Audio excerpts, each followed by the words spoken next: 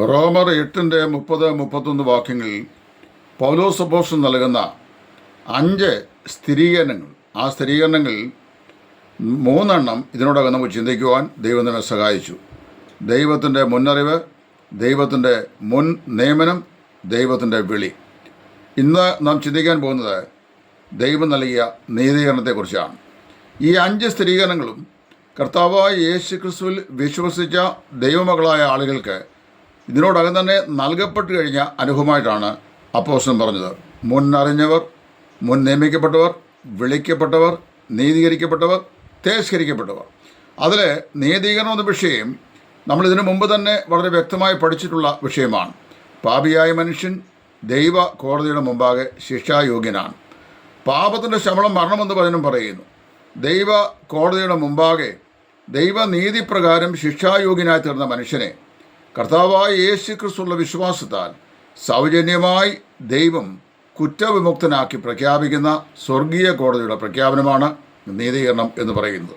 ഒരു പാപി എപ്പോൾ കർത്താവായ യേശു ക്രിസ്തുവിൻ്റെ സാക്രിഫിഷ്യൽ ഡെത്തിൽ വിശ്വസിച്ച് അംഗീകരിക്കുമോ, അപ്പോൾ തന്നെ യേശു ക്രിസ്തുവിൻ്റെ ക്രൂശിലെ മരണത്തിൻ്റെയും അടക്കത്തിൻ്റെയും പുനരുത്ഥാനത്തിൻ്റെയും ഉയർത്തെഴുന്നേൽപ്പിൻ്റെയും അടിസ്ഥാനത്തിൽ അവനുള്ള വിശ്വാസത്തെ അടിസ്ഥാനമാക്കി അവനെ സൗജന്യമായി കർത്താവ് കുറ്റവിമുക്തനാക്കി പ്രഖ്യാപിക്കപ്പെടുന്നു. നമ്മുടെ പാപങ്ങൾ കർത്താവായ യേശു ക്രിസ്തു അവൻ ഏറ്റെടുത്ത് അവൻ നമ്മുടെ പാപങ്ങൾക്ക് വേണ്ടി തന്നെത്താൻ പാപമാക്കി തീർത്തതുകൊണ്ട് നമ്മുടെ തേജസ്കരണത്തിനും അവനോട് ചേർന്ന് നാം പങ്കാളികളായി തീർന്നു.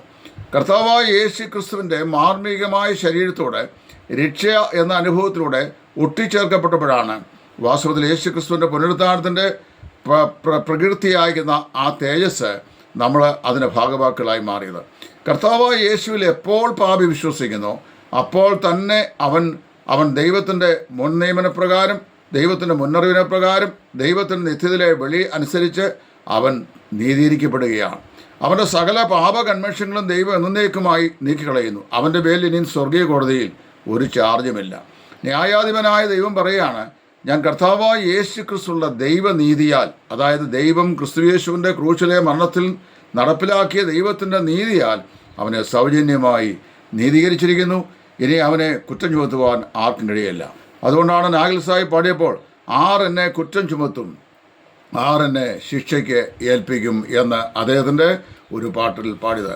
ഞാൻ ദൈവസനയിൽ നീതിയാകുവാൻ എനിക്ക് വേണ്ടി പാപമാക്കി തീർക്കപ്പെട്ടവനാണ് നമ്മുടെ കർത്താവായ യേശു. കൊരിന്ത്യലേഖനത്തിൽ അപ്പോസ്തലനായ പൗലോസ് യാഥാർത്ഥ്യം പറഞ്ഞിട്ടുണ്ട്, പാപമറിയാത്തവനെ നാം ദൈവത്തിൻ്റെ നീതിയാകേണ്ടതിന് അവൻ നമുക്ക് വേണ്ടി പാപം ആക്കി തീർത്തു. ഇതാണ് നീതീകരണം.